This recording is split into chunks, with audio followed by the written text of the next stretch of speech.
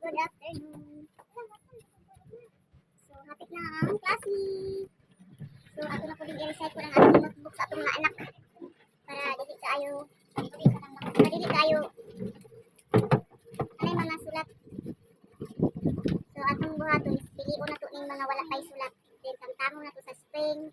Tapos, pag magtangtang, ito natangtang na. Atong tahion o balik para dagdag sa ilang notebook. Hapit ng eskwela. Wali.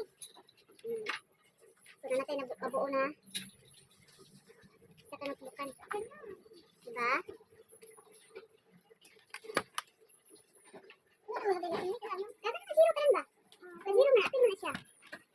So, pagtanong natin sa notebook. Pagtanong. Ano naman siya yung mga sulat? Sayang kaayo man ay mga sulat, no? Tapos napag siya part ani nga wala pa masulatan. So, na siya yung mga sulat. Atong buhaton, kani, wala pa yung sulat. Diba? Yung dili dapit is naanay yung mga sulat. So, atong buhaton is atong tangtamon. Tangtamon sa spring para atong tahion. Hindi na tanungan mo. Kuha na to na siya. Hindi na tanungan.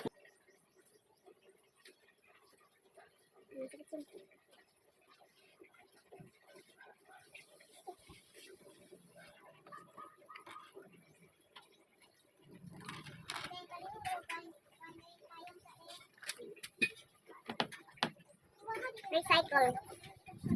Mag-recycle ka sa mga notebook na itang sulatan sa mga bata para ato na po di siyang itahi sa yarn. So ato ning pangpilian ng ilang mga notebook karon nga year. So kay napay daghan kayo mga wala masulatan. Sayang kay ilabay bitaw. So ingani lang. Nakuha na. So kuha na rin yung cover kay mo pa natin ibalik o cover sa notebook. So nara kuha na po natin ni. So kanina natira wala niyo siya mga sulat. Wala yung mga sulat. So ato na po niya siyang tahiun.